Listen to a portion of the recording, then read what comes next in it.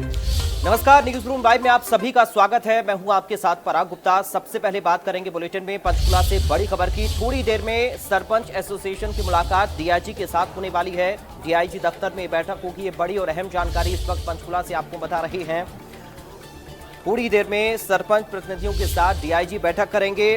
DIG प्रकाश नरवाल के कार्यालय में ये मीटिंग होगी। डीआईजी के साथ बैठक के बाद सीएम से सरपंचों की मुलाकात होनी है। तो पहले डीआईजी के साथ मुलाकात सरपंचों की और उसके बाद मुख्यमंत्री के साथ भी आज, क्योंकि मुलाकात का जो कार्यक्रम है वो पहले से तय है, तो आज सीएम के साथ भी मीटिंग सरपंचों की होनी है। क्या समाधान होगा, किस तरह से बातचीत होगी, आज ये देखना बेहद अहम होगा, क्योंकि आज मुख्यमंत्री के साथ मुलाकात करने जा रहे हैं सरपंच और उससे पहले डीआईजी के साथ बैठक करेंगे। ये बड़ी जानकारी इस वक्त आपको बता रहे हैं। पंचकुला से बड़ी जानकारी इस वक्त मिल रही है। डीआईजी के साथ सरपंच एसोसिएशन की बैठक है।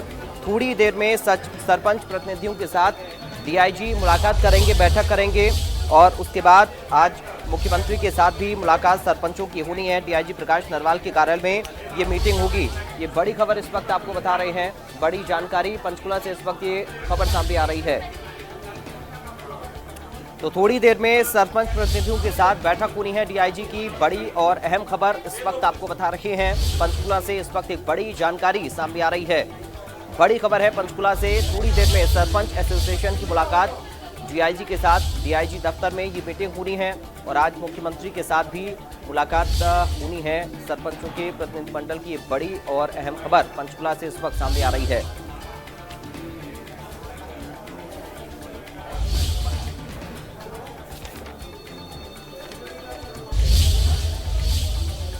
तो ई टेंडरिंग को लेकर लगातार सरपंचों का प्रदर्शन जो चल रहा है उस पर आज विराम लग सकता है, क्योंकि मुख्यमंत्री के साथ आज मुलाकात का जो कार्यक्रम है वो सरपंचों के प्रतिनिधिमंडल का तय है। आज मुख्यमंत्री चंडीगढ़ में बातचीत सरपंचों के साथ करेंगे। इससे पहले जिला परिषद चेयरमैनों की बैठक में जनप्रतिनिधि सीएम को सरपंचों को 5 लाख तक के काम करवाने की पावर देने का सुझाव दे चुके हैं। इस बैठक में पंचायत मंत्री देवेंद्र बबली के साथ सीएमओ की टीम भी मौजूद रही।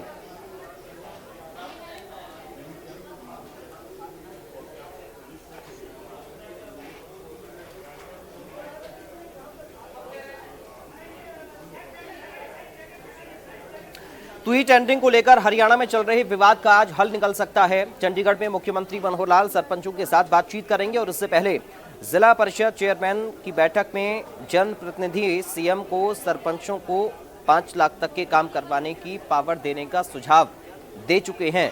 इस बैठक में पंचायत मंत्री देवेंद्र बबली भी मौजूद रहे थे और इसके साथ सीएमओ की टीम भी इस बैठक में शामिल रही।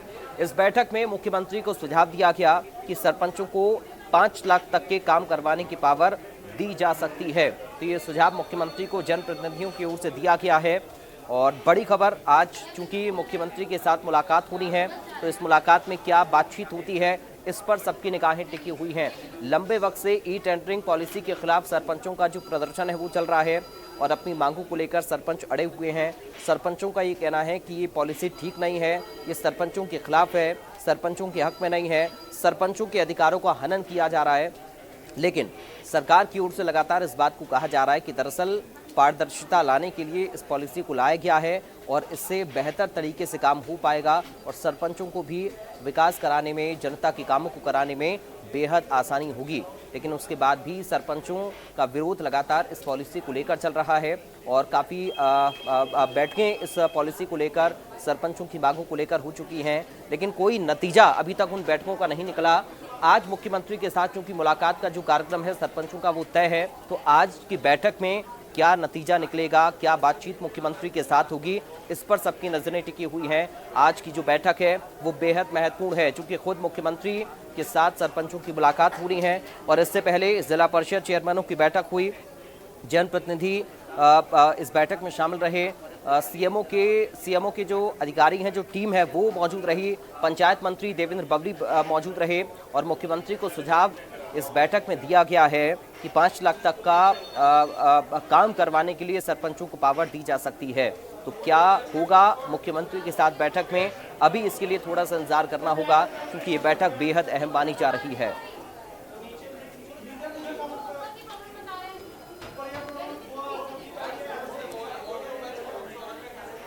हमारे साथ संवाददाता साक्षी शर्मा इस वक्त चंडीगढ़ से लाइव जुड़ गई हैं इस खबर पर। साक्षी, क्या कुछ जिला परिषद की बैठक में हुआ है और आज जो मुलाकात मुख्यमंत्री के साथ सरपंचों की होने जा रही है, इसको लेकर क्या जानकारी आपके पास?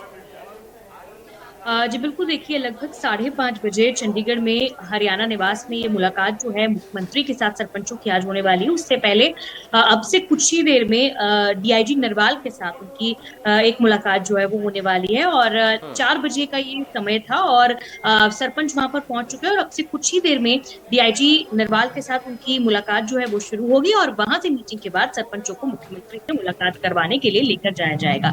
संभावना यही जताई जा रही है कि ई टेंडरिंग का मुद्दा जो प्रदेश भर में इस वक्त गरमाया हुआ है, सरपंच जिसको लेकर सड़कों पर उतरे हुए हैं, विरोध जता रहे हैं, इसे वापस लेने की मांग कर रहे हैं, इस मुद्दे पर विराम लगाया जा सकता है। सरकार और सरपंचों के बीच में जो सहमति है वो बन सकती है और उम्मीद यही की जा रही है कि शायद इस लिमिट को 2 लाख से बढ़ाकर 5 लाख तक किया जा सकता है, क्योंकि यही सुझाव है। चूंकि बीते दिनों जिला परिषद के जो चेयरमैन है उनके साथ मुख्यमंत्री की जो मीटिंग हुई उसमें जिला परिषद चेयरमैनों के द्वारा ये मांग रखी गई कि इस लिमिट को थोड़ा बढ़ा दिया जाना चाहिए।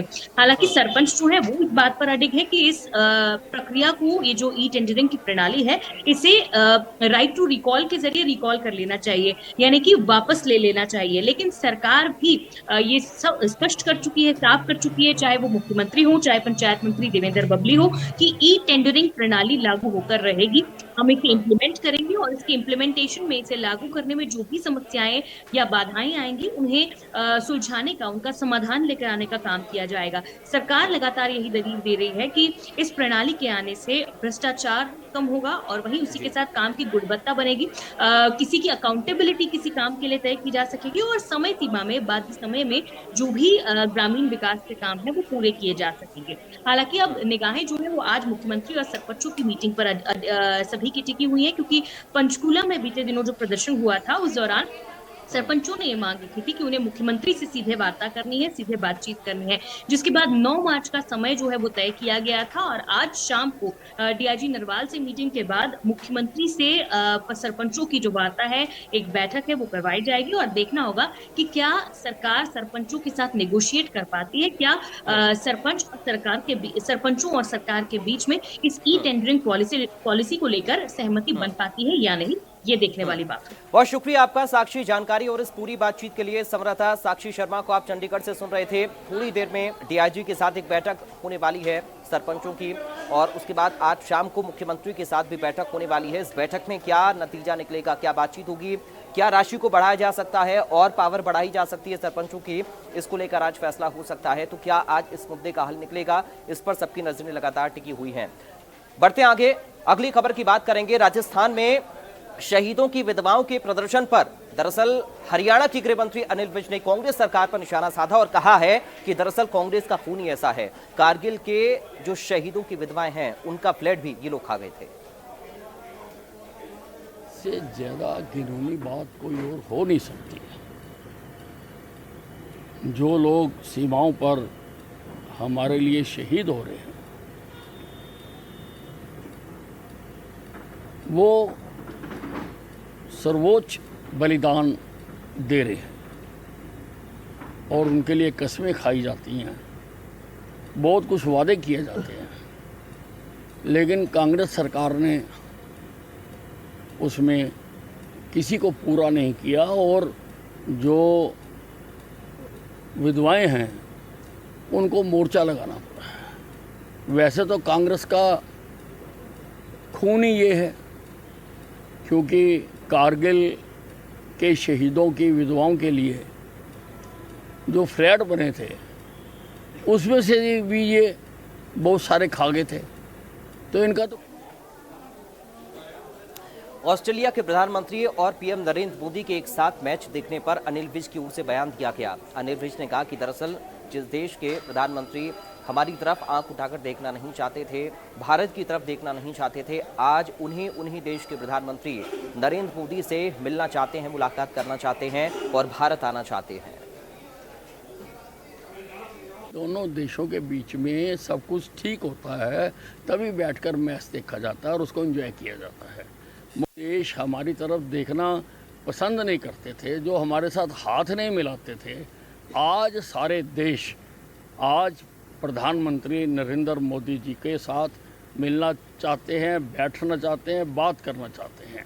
G20 की अध्यक्षता पहली बार हिंदुस्तान को मिली। ये सारे देशों की जो सोच है उसको दर्शाता है। और मोदी जी की पॉपुलैरिटी जो अभी आंकी गई वो 78% आई, वो विश्व के किसी भी नेता से ज़्यादा है। और गुरुग्राम में H3N2 इन्फ्लुएंजा को लेकर एडवाइजरी जारी की गई है। इसको लेकर बड़ी खबर सामने आ रही है। ये बड़ी और अहम जानकारी इस वक्त आपको बता रहे हैं। गुरुग्राम से इस वक्त की बड़ी खबर आपको बता दें, H3N2 इन्फ्लुएंजा को लेकर एडवाइजरी जारी की गई है। अस्पतालों में खांसी जुकाम के मरीजों की संख्या बढ़ी है और इसको लेकर स्वास्थ्य महकमा अलर्ट हो गया है और लोगों को भी सतर्क किया जा रहा है। तो H3N2 इन्फ्लुएंजा को लेकर एडवाइजरी जारी हुई है। ये बड़ी खबर गुरुग्राम से इस वक्त आपको बता रहे हैं। अस्पतालों में जो सर्दी जुकाम खांसी के मरीज हैं उनकी संख्या में इजाफा हो रहा है। मास्क और सोशल डिस्टेंसिंग मेंटेन करने की अपील की गई है इस एडवाइजरी में। इन्फ्लुएंजा के लक्षण होने पर डॉक्टर से तुरंत संपर्क करें, जरा भी लापरवाही इसमें ना करें, ये CMO की ओर से कहा गया है, बताया गया है।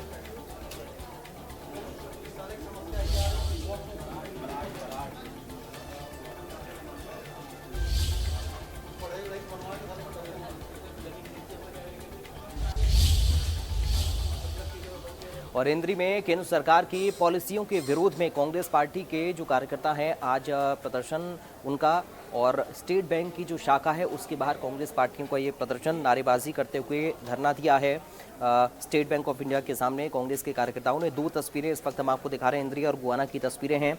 इस धरना प्रदर्शन में पूर्व मंत्री, पूर्व विधायक और कांग्रेस के अनेक पदाधिकारी मौजूद रहे। कांग्रेस पार्टी के कार्यकर्ताओं ने कहा कि प्रदेश में बीजेपी की सरकार है और दोनों ही सरकारों ने जन विरोधी नीतियों के चलते इनसे सभी वर्ग दुखी हैं और उसी को लेकर के आज कांग्रेस पार्टी ने इंद्री विधानसभा स्तर पर यह धरना दिया है। गुआना में भी कांग्रेस ने केंद्र सरकार के खिलाफ विधायक जगबीर मलिक और विधायक इंद्राज नरवाल मौजूद रही हैं। तो ये तस्वीर 2 इस वक्त आपकी टीवी स्क्रीन पर इंद्री और गुआना की ये तस्वीरें हैं।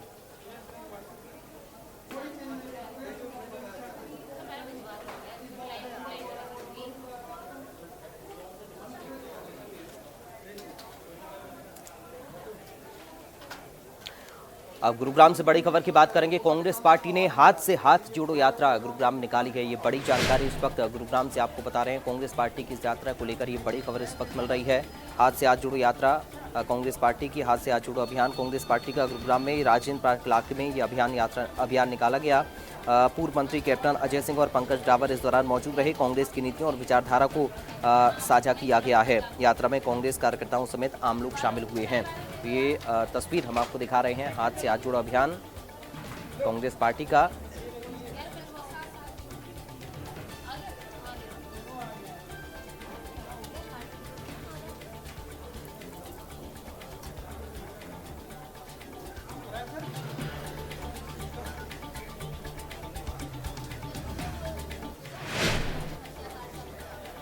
और इनेलो की परिवर्तन पदयात्रा की बात अब करेंगे इस खबर में। 12वां आज दिन है इनेलो की परिवर्तन पदयात्रा का और अपनी यात्रा को लेकर तमाम जो प्रदेश के मुद्दे हैं वो लगातार पार्टी उठा रही है। और इनेलो विधायक अभय चौटाला ने 12वें दिन पलवल जिले के गांव कुसलीपुर से यात्रा शुरू की है और इस दौरान ग्रामीणों ने अभय चौटाला का स्वागत किया है।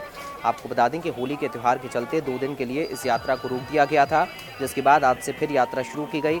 पदयात्रा के दौरान अजय चौटाला गाँव गाँव जाकर लोगों से संवाद कर रही हैं।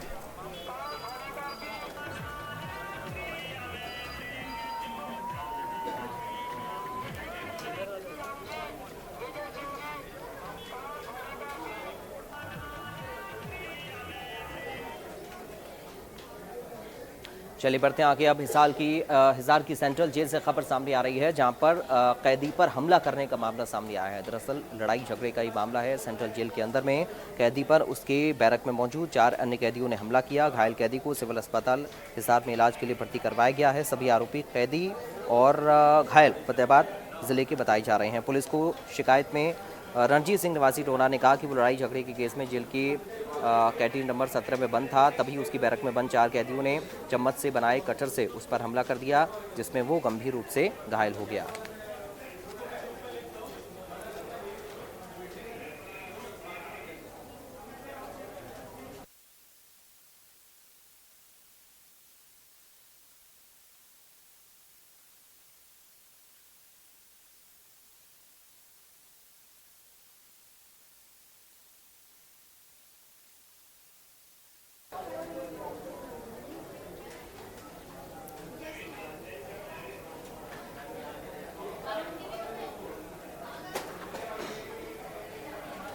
उधर सोना के वरदान अस्पताल में 2 अधिवक्ताओं के ऊपर लाठी डंडों से कुछ युवकों ने हमला कर दिया है। सोना से खबर आपको बता रहे हैं, जहां पर अस्पताल में अधिवक्ताओं के ऊपर हमला किया गया। दरअसल आपको बता दें कि गंभीर रूप से ये अधिवक्ता घायल हुए हैं। लाठी डंडे और सरियों से हमला किया गया है। इस झगड़े में एक वकील का हाथ भी टूट गया, दूसरे वकील को बुरी तरह से मार मार कर घायल कर दिया गया। दोनों को सरकारी अस्पताल लाया गया, जहां से उन्हें गुरुग्राम रेफर कर दिया गया। वकील अपने भाई को देखने के लिए वरदान अस्पताल पहुंचे थे। गुस्साए युवकों ने अस्पताल के शीशों को भी तोड़ दिया। बताया जा रहा है कि दोपहर के समय अधिवक्ताओं के भाई के साथ एक युवक का झगड़ा हुआ था, जिसमें युवक ने अधिवक्ता के भाई को घायल कर दिया था, जिसका इलाज वरदान अस्पताल में चल रहा था। हालांकि इस मामले में एक शिकायत सोना पुलिस को भी दी गई है, लेकिन शिकायत के बावजूद भी आरोपियों के हौसले इतने बुलंद थे कि उन्हें निजी अस्पताल में जाकर अधिवक्ताओं को मार मार कर गंभीर रूप से घायल कर दिया। अस्पताल में भी तोड़फोड़ की। वकीलों के साथ मारपीट से नाराज वकीलों ने सोना कोर्ट में वर्क सस्पेंड कर दिया है।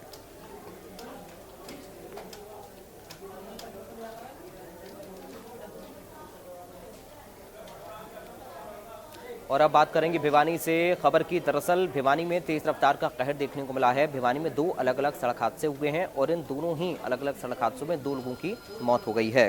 दरअसल पहला हादसा भिवानी के टीआईटी पुल पर हुआ, जहां पर 2 स्कूटी आपस में भिड़ गईं। स्कूटी सवार युवक की मौत हो गई। बताया जा रहा है कि स्कूटी सवार युवक और उसका चाचा किसी काम से जा रहे थे, तभी हादसा हुआ। दूसरा हादसा दिनोद गांव में हुआ है, जहां पर एक गाड़ी ने बाइक सवार को टक्कर मार दी, जिसमें बाइक सवार की मौत हो गई। फिलहाल पुलिस ने केस दर्ज कर मामले की जांच शुरू कर दी है।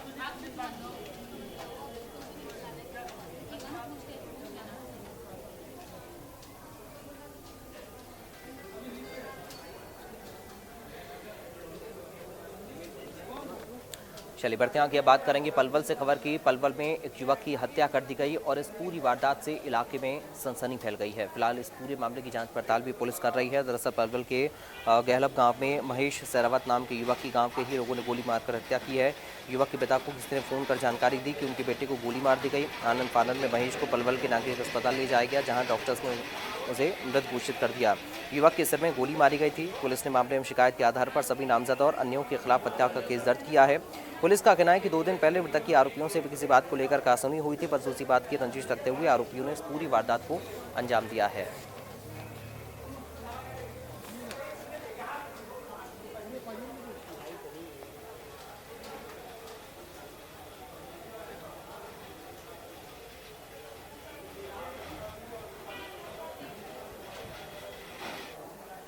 चलिए बढ़ते हैं आगे, बात करेंगे होटल से खबर की। दरअसल होटल में नकली गुलाल का इस्तेमाल किया गया है, मिलावटी गुलाल का इस्तेमाल किया गया, जिससे कई लोगों की आंखों की रोशनी पर खतरा मंडराता हुआ नजर आ रहा है। दरअसल होटल के डकुरा ग्राम में केमिकल युक्त लाल रंग के प्रयोग से 2 दर्जन लोगों की आंखों की रोशनी पर खतरा है। इन लोगों की आंखों में रोशनी को लेकर दिक्कतें हो रही हैं। सभी का एक निजी अस्पताल में इलाज शुरू हो चुका है। नेत्र चिकित्सक ने बताया कि केमिकल युक्त गुलाल रंग के प्रयोग से इन लोगों की आंखों की पुतलियां जल चुकी हैं और सभी को इलाज दिया जा चुका है। 3 लोगों की पुतलियां काफ़ी ज़्यादा जली हैं। उन्होंने कहा कि केमिकल युक्त गुलाल व रंग के प्रयोग से इन लोगों की आंखों की हालत ऐसी हो गई है। उन्होंने बताया कि 9 लोगों की आंखें पूरी तरह से ठीक हो चुकी हैं और बाकी का जो इलाज है वो जारी है।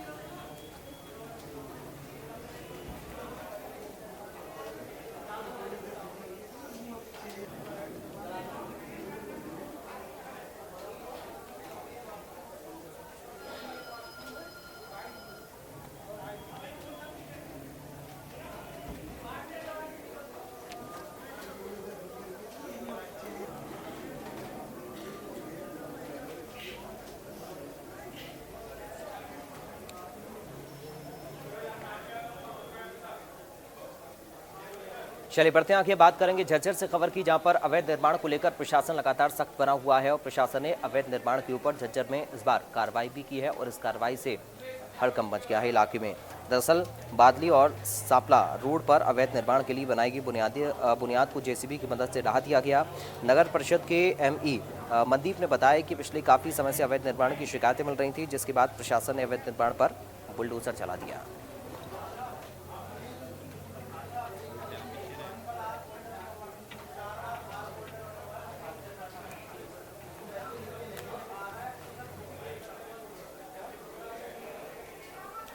फिलहाल इन तमाम खबरों के साथ न्यूज़ रूम लाइव से मुझे दीजिए इजाजत। बाकी खबरों के लिए आप बने रहिए।